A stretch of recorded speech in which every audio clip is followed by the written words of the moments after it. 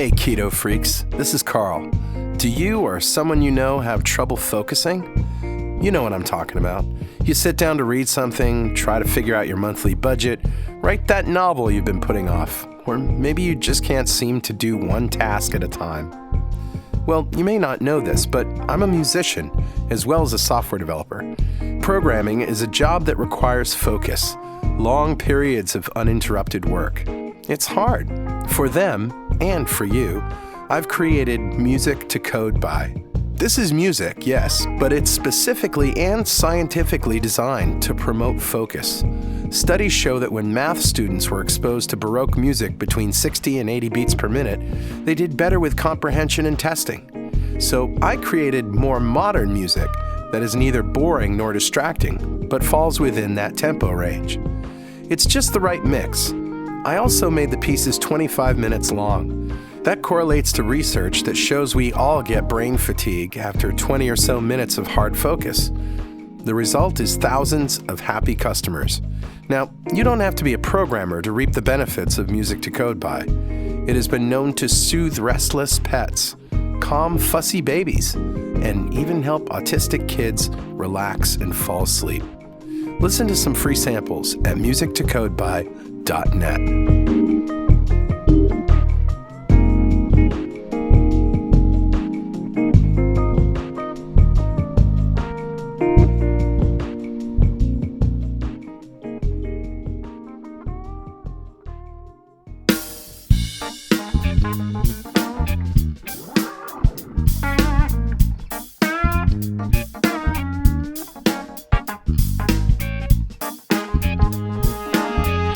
Welcome back to Two Keto Dudes. This is Carl Franklin from Connecticut in the United States. And in February of 2016, I put myself on a ketogenic diet to take control of my metabolism. In 2.5 months, I managed to reverse all my markers of type 2 diabetes with diet alone. As of now, I'm 70 pounds lighter with no signs of diabetes or heart disease.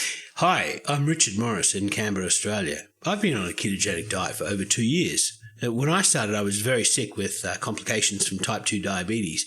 Within 6 months of starting a ketogenic diet, all of my biomarkers of disease had disappeared. I have also lost about 70 pounds and have completely turned my health around. And this show is a document of both my progress through ketosis and Richard's experience thriving for a couple of years in ketosis. Yeah. And hopefully that might help a few people who are curious about this kind of dietary hacking. Yeah, we're not doctors. We don't want to give anyone any medical advice. We're keen to share our own experiences. We're actually both software developers, so we're not afraid of a little technical detail, are we, Carl? Nah. We've done some research into our own deranged metabolisms and the science behind them, and we hope to share some of that research. Where possible, we intend to put links in the show notes to cite research supporting any claims that we make. And you'll probably work out pretty quickly that we're both foodies. Yeah, we are. Yeah, we love to cook and we love to eat. So we also share the great food that we can eat on this diet. And every episode, both of us share a recipe for an essential keto meal that we eat regularly. Yep. So let's start podcast episode 24, the Epic Successes Show.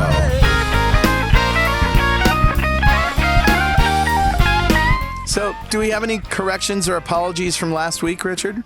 Nope. The only thing I want to declare is that our Facebook group is awesome. They gave us so much good content for the budget show, and I listened to it again while I was riding yesterday, and I reckon it might be my new favorite show that we've ever done. What makes it great is, again, the people who chimed in and gave us all of their experiences. I think that's what is most valuable for me, is hearing everybody's stories, and this show is no different, really. That's right. So we've got an interesting show coming up today. We've got some interesting guests, haven't we? Yeah, and a couple of epic success stories. Hey, let's start with you. How did you do this week? I did well. I did the 3-day fast. A lot of us in the group did a 3-day fast from Thursday evening to Sunday evening. Mm-hmm. So I did my 72-hour fast, and then following that, I did a 75k bike ride. So I was actually aiming for 100, but it got cold and fairly miserable and a little bit rainy in Canberra, so I decided to cut it short. Did you do the bike ride after you ate? No, I was totally fasted the entire bike ride. So before you ate? Yeah, before I ate. When I started fasting, I put some meat in my sous vide machine, and when I finished my fast after 72 hours, that meat had been in there for 72 hours, and it's going to turn out to be the recipe for today. So, well, I think you just gave it away. Put meat in the sous vide for 72 hours, and there it is. Yeah. It's a little bit more complicated than that, but sure. So no, I had an outstanding week. That's awesome. And I'm still getting over my flu, and maybe that was why I was a little bit slower on my bike than I normally am. So it's probably related to still getting over the flu a bit. Right. We're all sort of getting over our Barry White syndrome. Yeah. Gingivitis. Yeah. So how did you go, Carl? I had a great week. I also did the fast. Mm-hmm. And I did I did about 66 hours, and I think that seems to be my number. I'm not sure if I'm getting hungry at 66 hours or it's just that, I don't know, I have a psychological thing or I feel like there's some signal telling me I should eat. But that seems to be the number for me. Yeah, I tend to get lethargic at the end. Beyond about 70 hours, I start to become a bit lethargic and my extremities get cold. And I can just feel my metabolism starting to slow down in reaction. And that's a good time I like to stop my fast. And that's what all the fasting experts like Jason Fung and all those guys say that 3 days is about the limit before your body starts dialing back the metabolism. So that may be what's happening to me too. But anyway, I had some steady weight creep, and I wasn't cheating at all. I was just probably eating too much fat, Yeah. And eating too much. And I put on a couple pounds, and I was 303 before I started the fast. And this morning I'm 295. Booyah! So that's 8 pounds, baby, in 3 days. Yeah, that's insane. So I lost I went from 108.3 to 106 even. Actually, I think I just scraped under 105.9 after my ride. So I lost about 5 pounds in that time. But the critical thing with fasting is not so much that you're losing weight on the day or losing weight for the fast. Yeah. You're not trying to affect your calories in, calories out for that time. Right. What you're trying to do is you're trying to affect your long-term weight by lowering your insulin. Exactly. And from what I understand, when you lower your insulin fasting, it tends to stay low, right? Yeah, it does. Yeah. I mean, it's going to come down to your basal level because it's not being affected at all by what you eat. So, and aren't you moving your basal level down? Aren't you sort of readjusting your body's set weight? Yeah, that's the hypothesis that the insulin is based, that your body set weight is based around your insulin level. And that's my theory. And probably tomorrow morning, I'm going to get my blood test, and that will show me the result of my fasting insulin after 3 months of doing a monthly extended fast. So we'll know tomorrow in my case, whether it works or not. Yeah. Yeah, that's always good to know. Well, before we go any further, let's reprise what a ketogenic diet is. We get asked all the time, and I'm sure you do too. And, you can say it's related. It's a cousin of Atkins or paleo. And the difference being that protein is moderate, whereas on Atkins, there doesn't seem to be a cap on protein. Right. So it's less than 20 grams of carbs a day, which is what Atkins said was necessary for the induction phase of his diet. Yeah. And moderate protein, which you really need to work out using a keto calculator. For a 300-pound guy like me, I'm 5'11", and it turns out I need about 100 grams of protein a day. Yeah. And then, of course, scant carbs, no bread, no pasta, no starch, none of that, no sugar, no fruit. And the only carbs we get come from green leafy vegetables and nuts and things like that. Did I miss anything? No, we're fat. You missed the important thing. Yeah. Is you get all your energy from fat. You don't get your energy from carbs or from protein. You're just using protein for body maintenance, and fat is where you're going to get most of your energy from, and it becomes an easy diet. In the beginning, it can be very orthorexic. It's a little bit sort of food obsessive to start off with. Yeah, and you tend to eat more fat in the beginning. Yeah, most people transition into what's called a lazy keto mode, where you just know what to eat and what not to eat, and you keep calm and you keto on. Yeah, that's right. All right, well, let's jump into the mailbag. It's time for mail. We're justified and we don't need no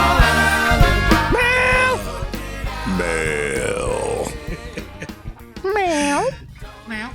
So, That was a kitty cat mail. Carl, do you want to start off? Sure.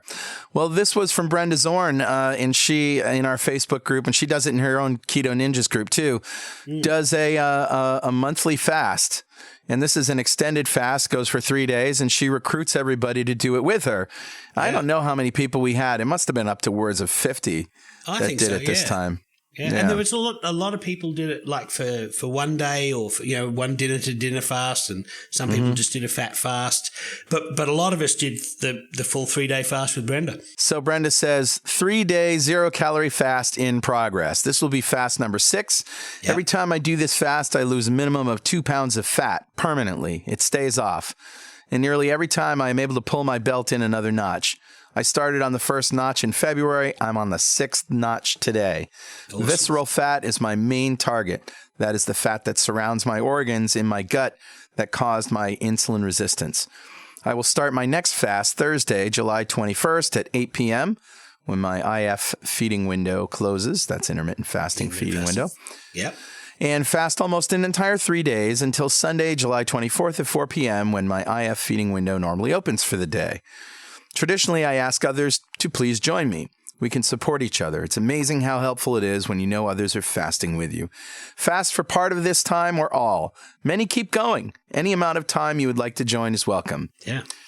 There you go. Keep calm and keto on, dudes and dudettes. And a disclaimer, if you're very new to keto, I do not recommend fasting as it would be difficult and uncomfortable. Wait until you are well fat adapted, 6 to 8 weeks. Join me on August's fast.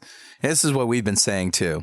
Yeah, there'll always be another one coming along every month. I started my extended fastings at the same time as Brenda did, and I'm pretty much down to doing it every month. I'll do a 3 day extended fast from Thursday evening till Sunday, and then do a long bike ride. And I find that works for me. And most of the people that did the fast with us report losing weight, feeling better.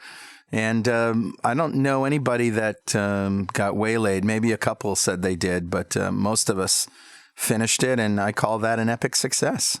Oh, yeah, that is an epic success. A whole group of people who were previously captive to their appetite. Yeah. All of a sudden sticking their foot down and their jaw out. Yeah. And planting their flag and saying, no, that's it. I'm not going to eat for a period of time. And then succeeding. So, yeah, I qualify that as an epic success. I have another quick story from New London, Connecticut, where I am here and do the podcast. Yeah, as you know, or you may have heard, we're planning this Keto Festival next year, Keto Fest 2017. Yeah. This is going to be in my town, and it's sort of like a conference. We've got Ivor Cummins said he would come, and Dr. Eric Westman said he would come. And we don't know about Nina or other people, but we'll see, maybe. Yeah, yeah. And basically, it's not just lectures. We're going to have parties and food and cooking lessons and social time and music. It's a festival. Festivals are for people, right? Yeah, yep, that's right. So part of this I wanted to do at the Guard Theater, which is a theater in town. And I'm still talking to Steve and Jeannie, who run the Guard. And it is a nonprofit organization, and they're the I don't know what you call them, chief cook and bottle washers, but they've basically been involved with it since the beginning. Yeah. So anyway, I was talking to them about Keto Fest, and I met them at a place they were eating dinner, and all they wanted to do was talk about the keto diet because it was kind of new and wild to them. And I was like, yeah, so about this Keto Fest thing. And he'd interrupt me. So no potatoes? Like it was the whole time. Wow. So anyway, they both started doing it last week. And Jeannie just texted me this morning and said, Carl, this week I've lost 7.5 pounds. Even better, I feel less embarrassed because I'm not eating pastries, not even the good kind, full containers of ice cream, and goodness knows what else I stress binged on. Bless you for introducing ketogenics to us. Wow. How cool is that? That's outstanding. We're going to turn an entire town keto. That's the goal. That is the goal. I spoke to the mayor. He's in. I'm actually talking to the company that rents out and has the contract for school buses. Yep. We might be able to get school bus transportation to and from hotels. We might be able to get 1,000 people in this town. Wow. How cool would that be? That would be very cool. So, Richard, somebody else is talking to us in the Facebook group, right? Sure. Jay, a couple of days ago, posted this in our Facebook group. So about a month ago, I posted here after leaving the cardiologist's office about how upset I was that the doctor gave me a hard time about wanting a calcium scan.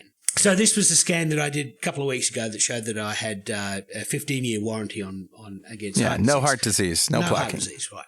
So Jay says he told me I was too young at 29 and that he didn't think that the results would indicate anything significant. Today, I just got a phone call from the doctor. I have a calcium score of 581, and he praised me for getting the test done. Now, just for your record, that's high. That's in the danger zone. Yeah. It's not the highest. There's the guy that did the Widowmaker movie was a runner and extremely fit all of his life, and he had a calcium score of 900. Oh, wow. So he really had to look after that. Anyway, so Jay says, unfortunately, he wants to put me on a statin and have me come in for a stress test. I have a very extensive history of heart disease in the family. My father died of a major heart attack at 38 years old. Wow, that's young. Yeah. I wonder what Ivor Cummins would recommend I do. Should I take the doctor's advice and use a statin, or should I bite the bullet and continue relying on the low-carb, high-fat diets? Please, suggestions. So there was a great thread about that, and I suggest everybody who's interested in this topic go to our Facebook group, fp.2keto.com. A lot of us commented about the benefits and otherwise of statins, and Ivor was very gracious, basically came into the forum and asked Jay to send his blood tests to Ivor. And although none of us are doctors, or there are physicians in our group, but none of them are practicing medicine in the group. All we could do is offer our personal anecdotes and personal advice of what we would do in that situation. Yeah. But I would say if I was in that situation, I would watch Ivor's videos on the root causes of heart disease, and I'd look at all of the root causes and I'd try and reduce all of them. And they include a high carbohydrate diet. So I would definitely stay on the ketogenic diet and try and reduce insulin in my diet as much as I possibly could. So I'd probably go to the more low protein end of the low carb diet and really have a minimum of protein, because the more protein that you have, the more likely your body's going to use that protein for energy. That raises insulin. And that raises insulin. That's right, yeah. So I would also try and get a lot of omega-3 fats into my diet. I watched a movie last night, the Big Fat Fix. Yeah, we watched it together. Yeah, we did. And the cardiologist in that, Asim Malhotra, says that it's a myth that it takes years to remedy coronary heart disease. In fact, it can happen in months. And he said 21 days is all you really need. That's right. So, and he said that what he would do is he would increase his omega-3s because, omega-3 polyunsaturated fats, so fish oil and certainly supplement, but eat a lot of oily fish and as part of your diet, salmon and tuna and what have you. Yeah. And the other thing is that obviously, if you're a smoker, you'd stop smoking. I've been not smoking now for over 13 years myself. So I went from being a 2-pack a day to a 0-pack a day overnight. And so it can be done if you are a smoker. Smoking is one of the risk factors for causing coronary plaques to break off. And it should be noted again that after smoking 2 packs a day, 13 years after quitting, your calcium score is 0. That's right, yeah.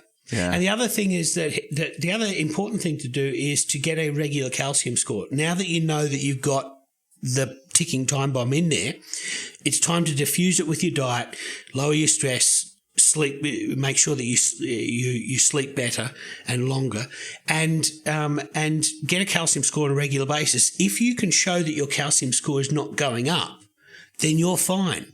It's the derivative of the calcium score or the delta of the calcium score going up that is the real critical thing.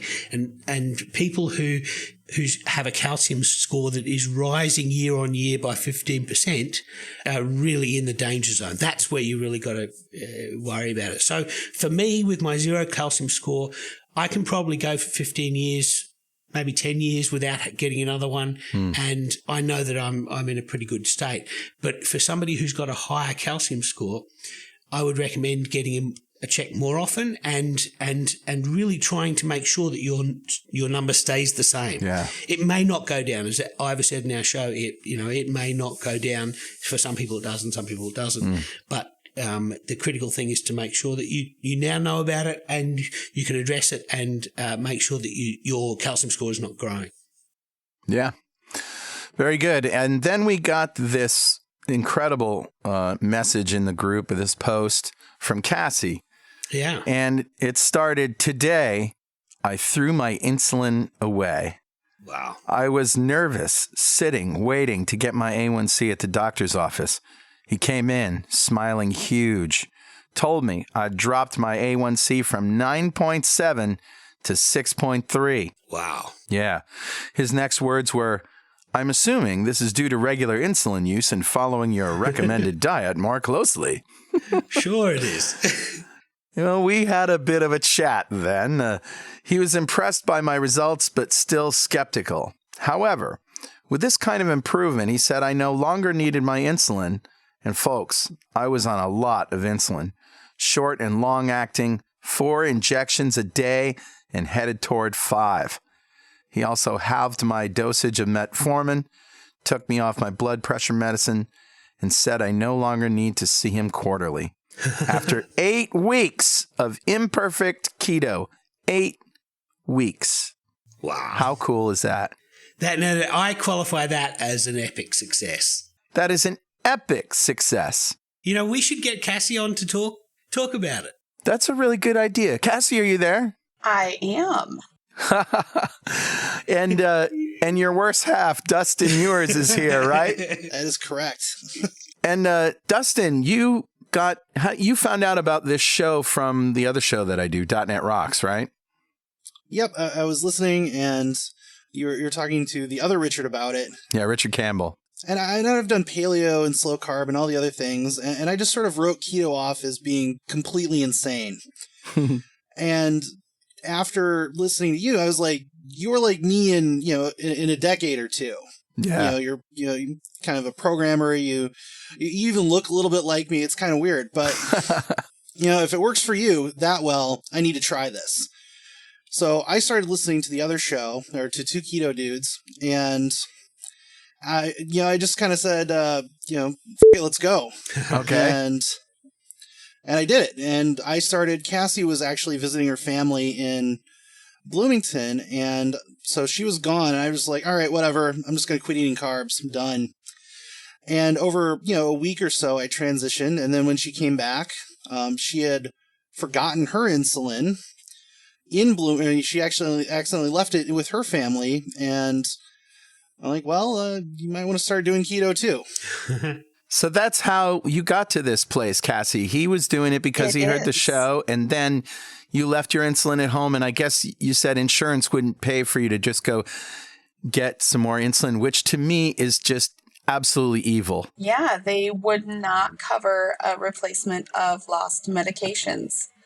And the cost of just a single pen, which, of one type of insulin, was $90. And that just, was too much. So I was like, well, it's time. What's crazy is that, and just to rank on the insurance companies for a while, me from Connecticut, which is like the insurance capital of the world, right? Yeah. If you think about it, you didn't even need a replacement. You didn't need extra. You just needed an advance, right? Yes, because you could have gone and gotten them at a later time and used them next time, right? Well, I mean, insulin doesn't last forever. Oh. So had I not gotten home in time, it would have been expired. Oh, okay. I didn't know that. Yeah, it degrades and you need to keep it in the fridge, and it's complex. Right. So they couldn't mail it back. And, home is a significant car ride, in my case, with a toddler. And it just didn't seem like it was going to fit in. So the long and short of it is you were sort of forced into going keto as an option because you didn't have any other option. You didn't have your insulin with you. So you said, okay, I'll give it a shot, right? Well, the thought of keto was there. I wanted to do it. I was planning to start when I came back anyways, but I was not planning to do it with no insulin. Got it. Now, we should probably mention that this is keto is not a replacement for insulin. It's this is a fairly radical step that she took. But that's Kassie, right. How did you get to becoming an insulin dependent diabetic? You'd have type 2, right? Yes, I have type 2, and I had been on oral medications. I was on metformin. They had tried a few other things and had started me on a medication called Januvia in addition to that. And I found out I was pregnant, and they put me on insulin instantly. Right. Because you get tighter blood sugar control with insulin. And afterwards, they had said it was likely that I would be able to go back to only oral medications. Right. And that was not the case. I went with just my oral medications and had a visit after I had had my child, and my A1C was crazy high. Right. Like 10 point something. Wow. Yes. Yeah, I've been there. And they said, insulin is the only thing that will fix this. I said, well, what about, diet? Could I just cut carbs? They said, oh, no, insulin is the only thing that will fix this. Right. And I said, all right, and reluctantly went back on it. So you're a type 2 diabetic, and it's important to note that you make insulin, your body makes insulin, but you don't make it. You either don't make it efficiently or you don't use it as efficiently, and so you have to supplement with exogenous insulin. This is different from a type 1 diabetic. A type 1 diabetic cannot make insulin, and everybody must have insulin to be able to use glucose, and we all must use glucose. Right. So we just don't have to eat it. So a type 1 diabetic really can't do this kind of thing, and a type 2 diabetic really shouldn't do this kind of thing without a doctor's support and without working with your doctor, because bad things can happen, but good thing is, in this case, bad things didn't happen, and it's an outstanding result. Well, we haven't really asked her that. Did any bad things happen? No bad things happened. I mean, within days, my morning blood sugars were within the range that they needed to be. So wow. I was shocked and still a little bit, could this be real? I guess is kind of what I was thinking. Wow. And what were you eating? And I guess maybe Dustin, we should talk about, what you were typically eating. Did she just eat what you ate? Yeah. I mean, she watches Ruby during the day, so our toddler. And when we would come home, I'd prepare some, keto meal, something like either burgers with no bun or steaks or bacon and eggs or something like that. And she would eat that, and it was good. Yeah, I don't do a lot of cooking during the day. So to transition, I just had heavy cream in my coffee, avocados, boiled eggs, hard-boiled eggs, cheese. I kept that stuff around to just keep me satisfied when I first started. We actually buy a lot of the pre-done hard-boiled eggs. Like, I know they're more expensive, but I don't care. Hard-boiled eggs are such a pain to make. So, convenience. The peeling but yeah, you can get a bunch of those at Costco, and it's, relatively inexpensive, and it's really easy to eat during the day. So that was it. You basically stopped taking insulin and started keto at the same time. I did, and it's not advisable, but it worked, and I'm so happy. I feel so much better. So the mechanism behind what's happening here is that Kassie and Carl and I, and probably Dustin as well, I don't know Dustin's insulin status, but all of us are not good at making insulin, or if we make insulin, we're not good at using it.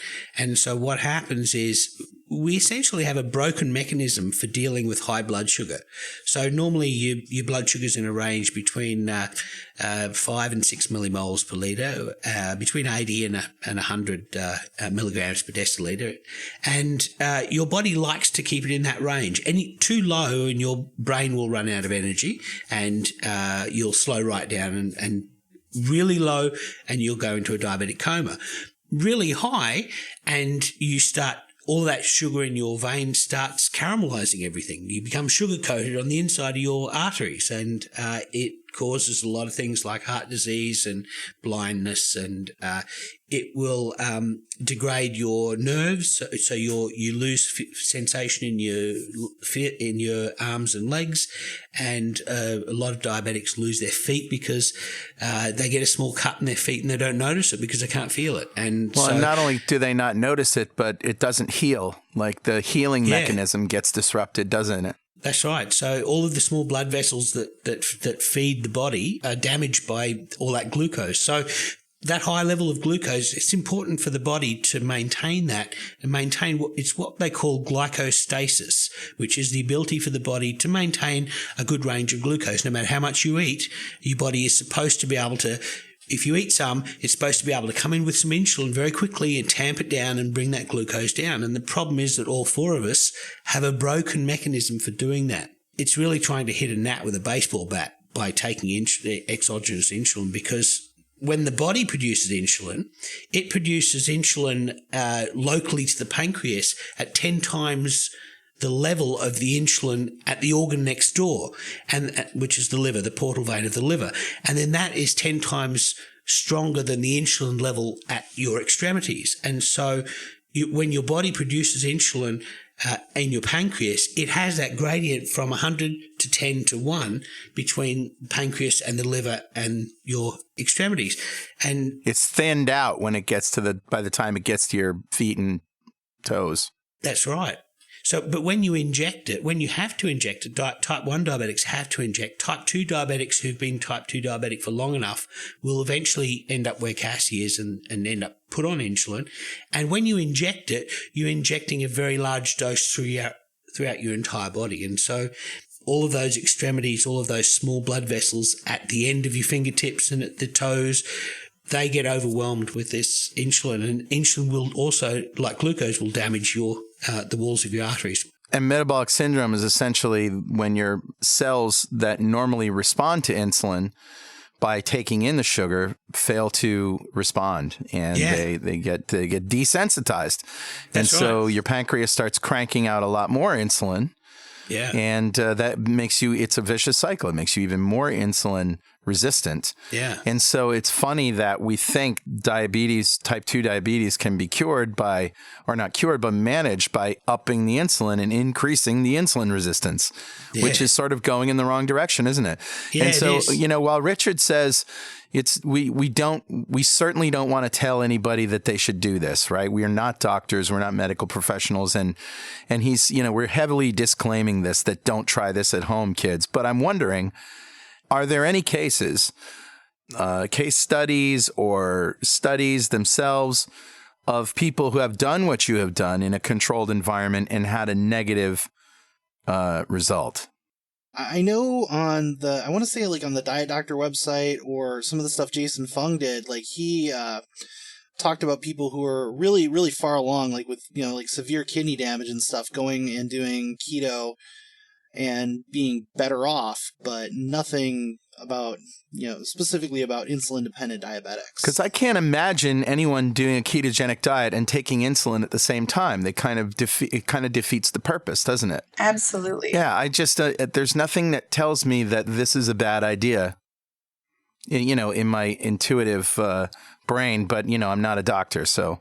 And please, again, we're not telling you to try it.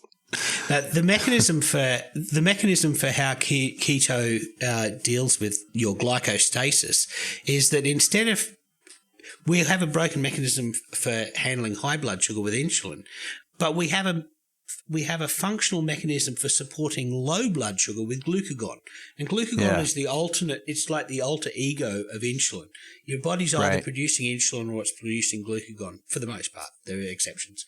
So what happens is when your blood sugar goes low, your body doesn't want to send your brain into a coma. So what it does is it produces glucagon. And it produces glucagon in the pancreas right next door to where it's producing insulin. It's magic. It produces insulin in the beta cells. It produces glucagon in the alpha cells. And that glucagon acts on the liver to cause the liver to manufacture glucose. And so for people like Kassie, Dustin, Carl and I, who have a broken mechanism for handling high blood sugar with insulin, we have a functional method of producing glucose whenever our blood sugar goes low. But the problem is you've got to not eat it to be able to have that low blood sugar range in the first place. So so that's the mechanism. And there was a paper produced by Richard Feynman and a group of well-known doctors. And basically the title, and we'll link this in the notes, the title is Dietary Carbohydrate Restriction as the First Approach in Diabetes Management, Critical Review and Evidence-Based. And it basically goes through all of the evidence behind how this mechanism works and why it should be the first approach. So, Cassie's healthcare professionals, had they had this information at hand, would have been able to suggest to her, if you're able to reduce your carbohydrates, this could be an option for you.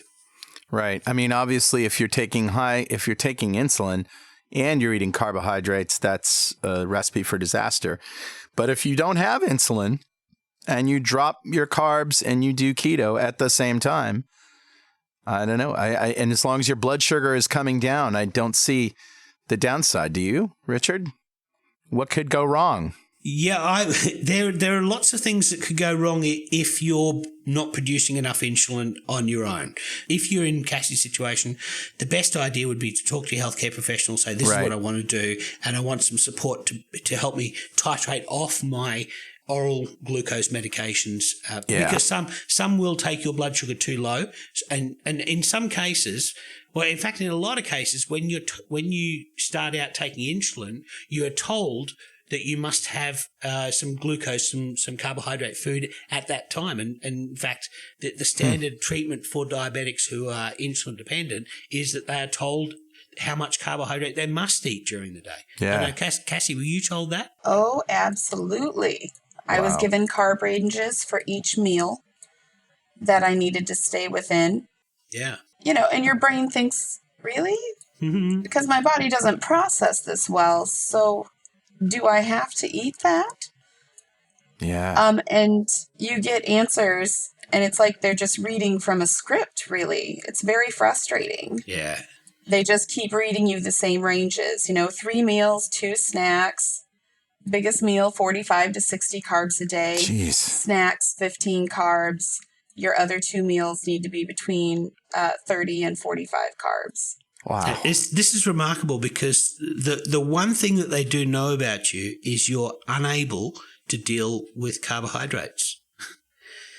And the reason that they do this is because, or one of the reasons that they do this is because diabetics have a greater chance of heart disease, and they believe that saturated fat causes heart disease and that healthy whole grains don't cause heart disease. And so that's why they're locked in this, it's almost a cul-de-sac, really. They're locked every time that it seems like that it's possible that they'll navigate their way out of it. They turn left again and they go straight back into the cul-de-sac. And it's incredibly frustrating because they're carb addicts like the rest of us, right? They're just as addicted. And the thing is that, we amputate so many diabetic feet. And once somebody has their foot amputated, that's it. They're out of the economy. They're disabled for life. And we're amputating in Australia. We amputate 80 diabetic feet every week. And in the UK, it's 170 every week. And in the US, it's 1,900 diabetic feet every week we're amputating.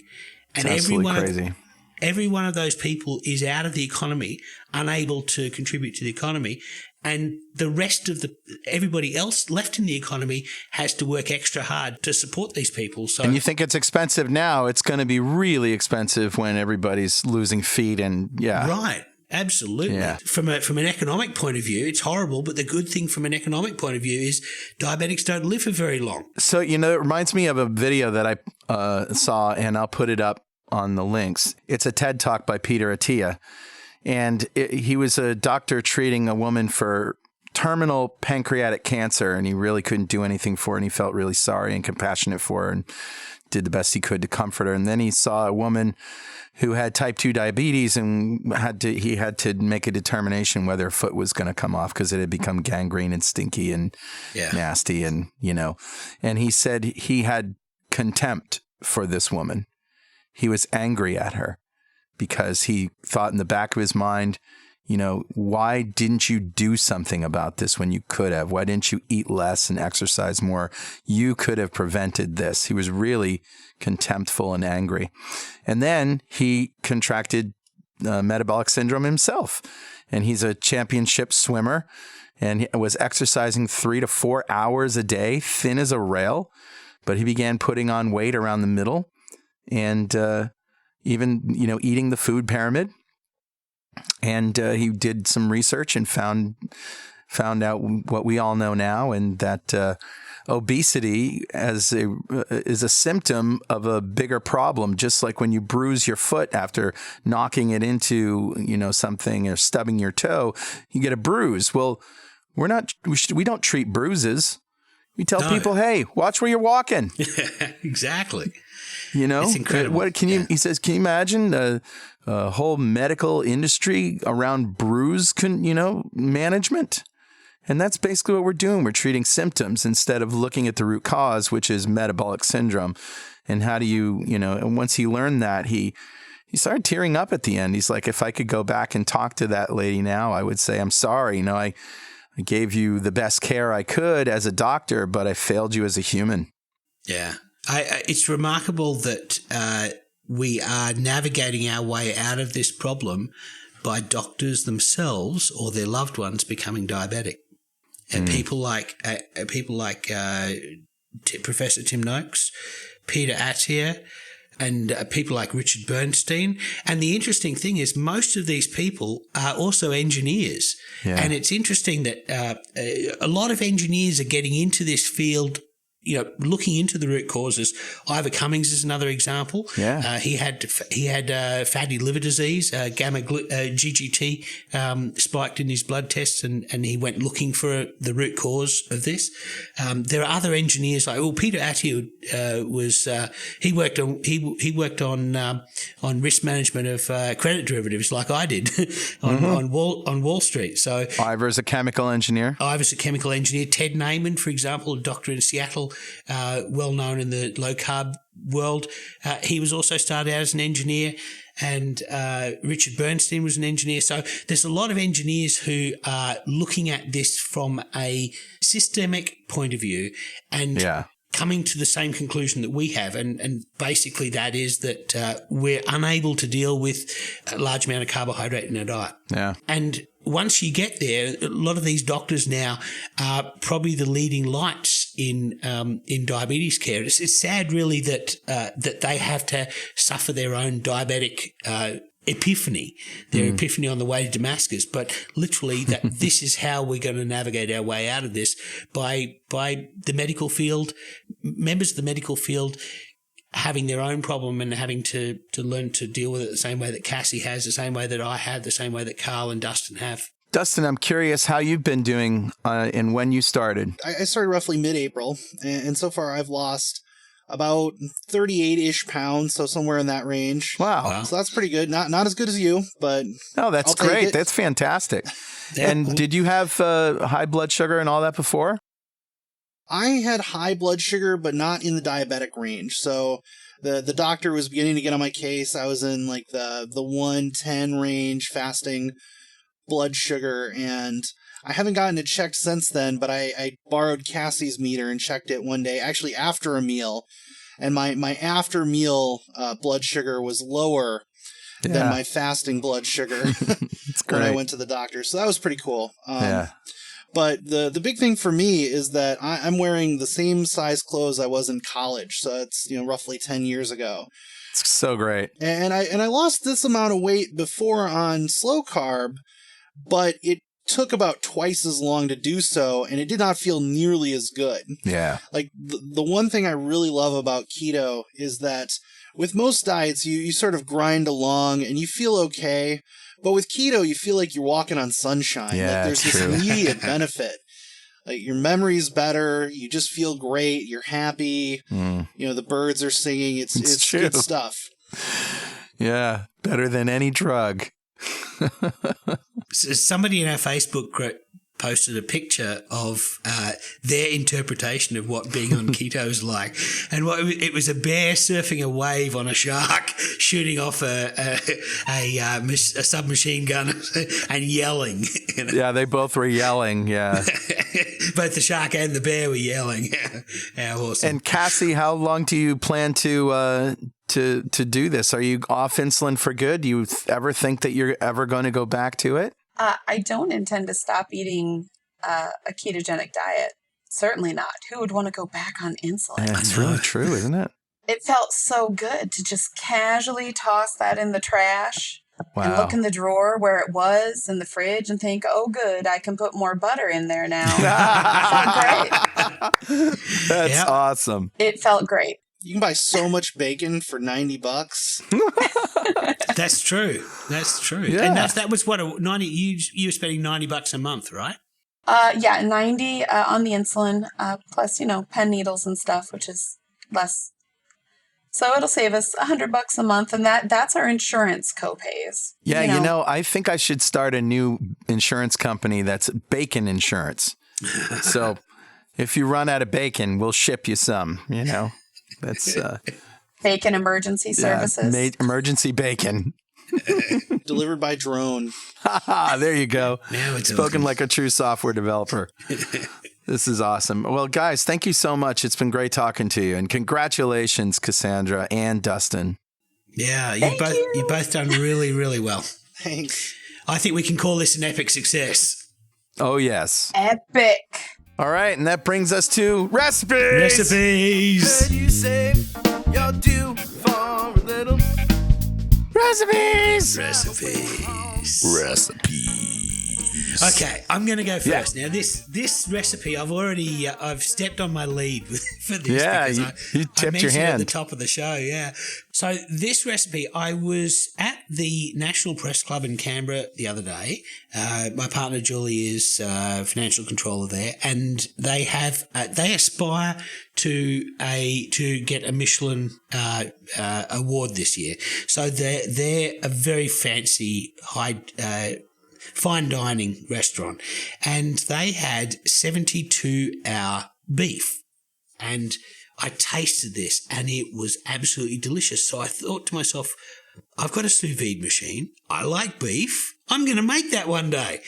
What cut of beef was it? Well, I don't recall. I think it might have been ribeye. It was a fine cut, so it was either a fillet or a ribeye or something like that. But it had been cooked.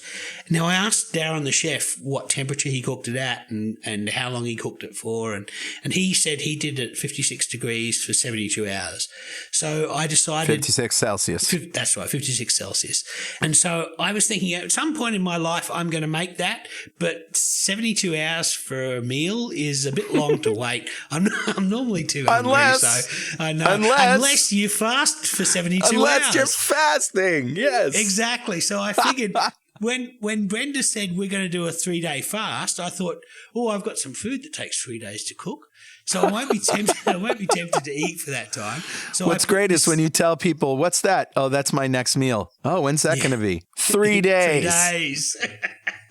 So basically, here's the trick. And now I looked online and found that Heston Blumenthal did a 72-hour beef as well. And he had a technique for making sure that beef sitting at 50 degrees for that long doesn't culture any bad bacteria.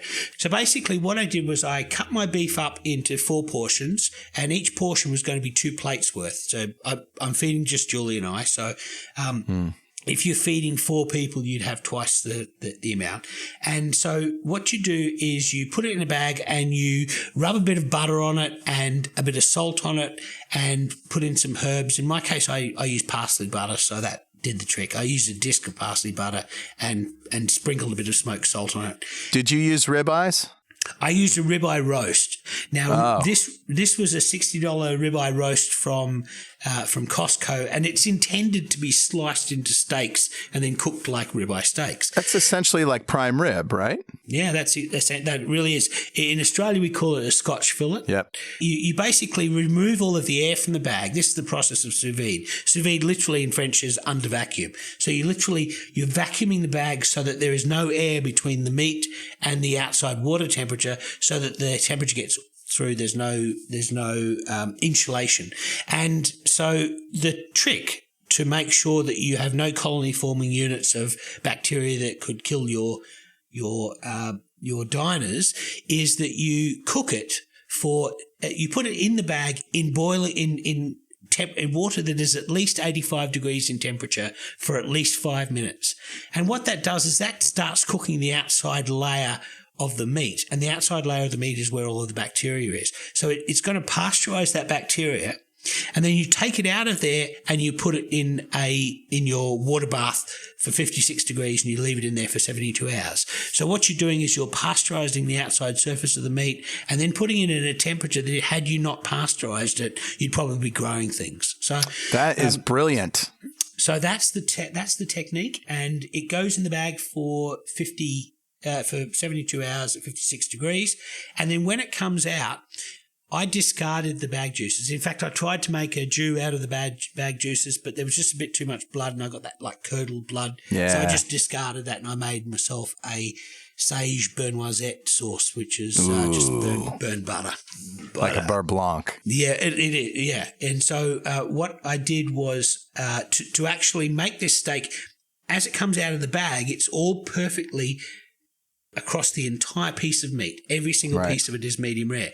If you cook a steak on a hot plate, you cook the outside, the heat comes in from the outside, the middle is medium rare, but you get a gradient from medium rare to well done on the outside surface. So the nice thing about a sous vide is the entire thing is exactly the amount of doneness, or as the French called a cuisson, the amount of cooking of the meat. So anyway. So you sear it, right? Is that what you do? Do you sear it or do you torch it?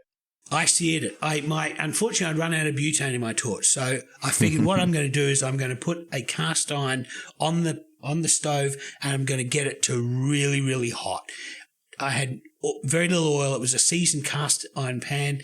And I got it very, very hot. And then I put a little bit of coconut oil in, which is an oil that doesn't smoke a lot. Yeah. And then I seared the entire roast, and then what I did was once I'd seared the whole thing in the outside surface, maybe a millimetre on the outside was that brown, crispy, lovely seared, beef. Then what I did was I carved through the roast so that you could see that the entire thing was medium rare on the inside, and Wonderful. That was it. I played it with some pumpkin and some spinach, some cream spinach, and it was delicious. So that's going to be my recipe for the day.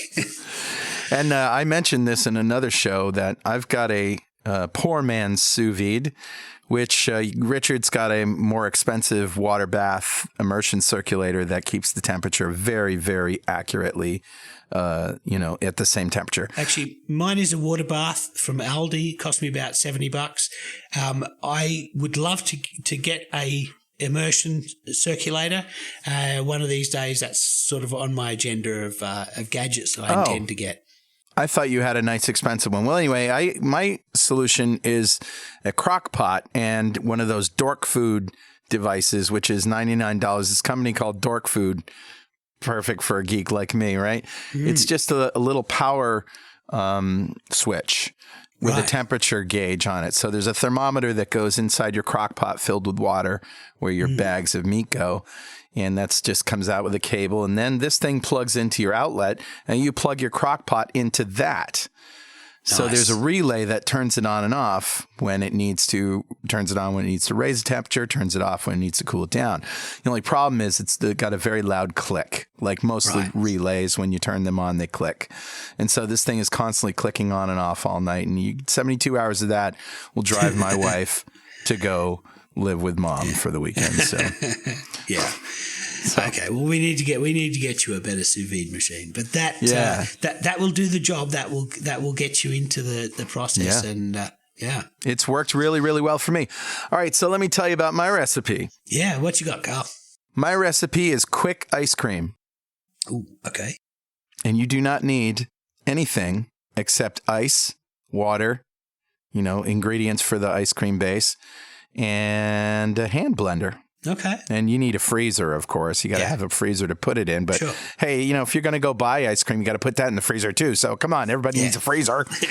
All right. So this is what I made tonight. And it's actually in the freezer. I tasted it in a sort of a half frozen state, but I haven't tasted it fully frozen yet. So I don't know if the mouthfeel is going to be as good as your premium ice cream, but who cares, right?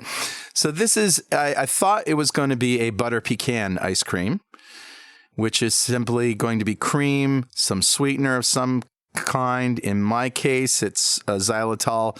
And I also made a half batch for Emmy, my daughter, who doesn't like xylitol, doesn't like her, actually. And she uses erythritol and stevia blend called Swerve. Yeah, I like Swerve too. Mm. Yeah, so I made some with Swerve for her.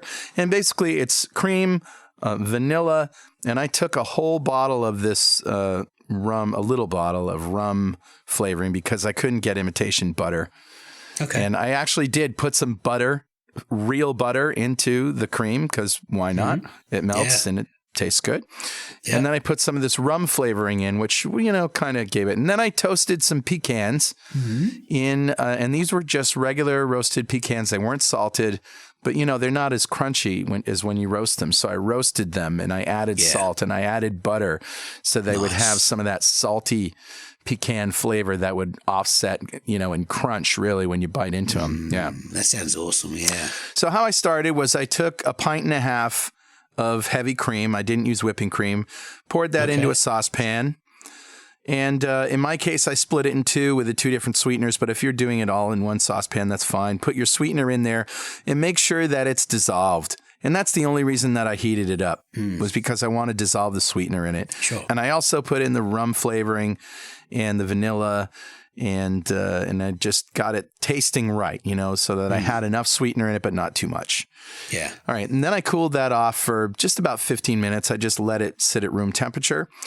And then I created an ice water bath. So I took I put the ice cream base in a bowl, and then I took a bigger bowl and I filled it halfway up with ice water. Nice. And I added some salt in there, because salt creates a colder ice water than just ice water. It lowers the temperature that the ice water can be before it goes solid. Right.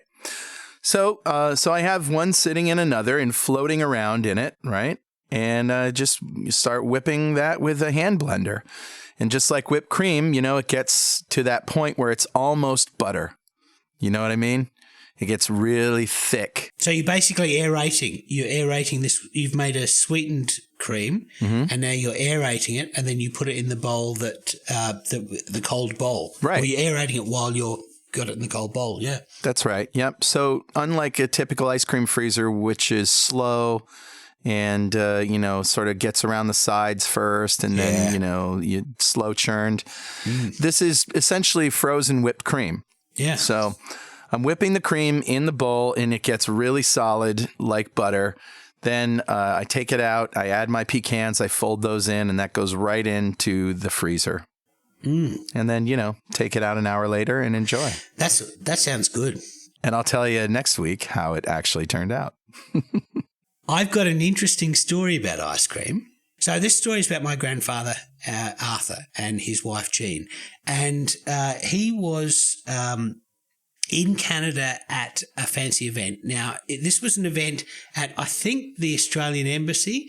And he was a working class man who has always felt uncomfortable around fancy people. And his wife, Jean, was a socialite, and she felt at ease. Doesn't matter who she was with, she felt at ease with. And they were at this fancy dinner, and and my grandfather was feeling out of sorts dealing with all of these fancy people. So he went for a walk to calm his nerves, and walked past the kitchen, and they were all busy preparing the dessert, or actually I think they were preparing the main course, and he asked if he could help because he was just a working class man and he was feeling out of sorts. So, went down to the kitchen, can I help out? And so they said, there's some ice cream in the freezer.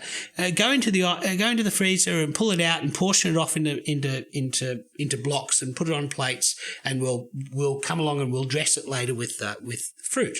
And so they were going to have a block of ice cream with a bit of fruit on it. And so he did that, not a problem. And now he is, as a 5-year-old, he used to work in his father's store making ice cream, similar to the method that you did with salt. And in the old days, before there were refrigerators, this was how you made ice cream, with salt.